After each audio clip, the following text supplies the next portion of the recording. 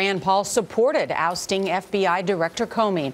He was the only no vote during Comey's 2013 confirmation. Senator Paul joins us from Capitol. Good morning, Senator. Good morning. Thanks for having me. It is quite unusual to fire an FBI director, if not unprecedented, for the reasons. Should President Trump had a replacement in mind when he did it? You know, I don't know that, but I would say Bill Clinton would be the precedent. I guess that was the last president who fired an FBI director. After an ethics investigation. Is it okay with you that Attorney General Jeff Sessions, who had recused himself from the investigation, was pretty much involved in the decision to let James Comey go? Does that square with you? You know, I think we've probably never had someone fired where both sides actually really agreed with the firing more than you would imagine. Almost every prominent Democrat in the country has called for Comey's ouster. Most Democrats felt like he insinuated Hillary Clinton's guilt and then did not indict her. Most Republicans felt like, well, you know, with all the evidence of her guilt and with him saying so much in the press conference about what she did wrong, why didn't he indict her? So I don't think you've ever had an FBI director where both sides actually were very unhappy with him. Harry Reid called for his ouster. But Senator, that's not the question. Chuck Schumer, that's not the question. Senator, excuse me for interrupting you. Let me finish my sentence. But Chuck Schumer also said he had lost confidence in him. So I think it is the question. Both sides really had lost confidence in him, and I think that's why he's gone. No, the question is it okay with you to have Attorney General Jeff Sessions be involved in this decision when he had recused himself from the investigation? Right. Well, the hierarchy is that the FBI director works for the Department of Justice and works for the Attorney General and works for the Assistant Attorney General. And so I think that you would go through a normal process to review someone's work record before getting rid of them. And I think that they summarily dismissed Comey earlier on without going through that process.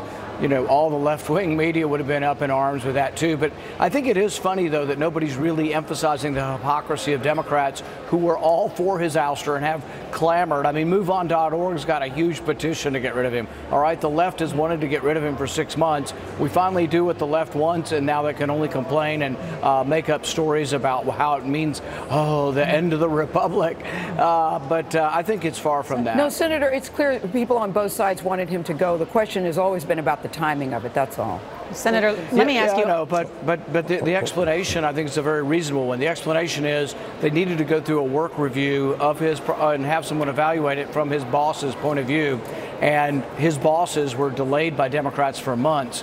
We had the slowest approval of a cabinet really in the history of our country because of partisan differences. So Sessions was delayed, and then so was his assistant. When they finally got in place, they did a review. And I absolutely believe that from the election, there's been discussion of letting Comey go because nobody's been happy with him. Okay. I've also been unhappy with him because of his concerns about privacy, but also with concerns about investigating the Orlando killing. I think the FBI dropped the ball. There were many warning signs that could have led to us stopping the Orlando shooting, and I think the FBI would never admit that they made any mistakes in that, and I think we're unwilling to really improve the process. An important point. Senator, I know you're on the Senate Foreign Relations Committee. I want to get your take on what occurred in the Oval Office yesterday. President Vladimir Putin asked President Trump to invite the foreign minister and the ambassador into the Oval Office. These only pictures were released, came from the Russian media. What's your take? I'm not sure what the point is or what your question is. What do you think of inviting the Russian foreign minister and the ambassador into the Oval Office? You know, I'm a big proponent of diplomacy as opposed to war, and I think anytime we can have relations, even with our adversaries, is a good idea. And I think the biggest mistake we have, and really the worst part of Washington is, you know, I was at a meeting yesterday with General McMaster in the National Security Council, and every Republican, every Democrat wants to increase troops from Afghanistan.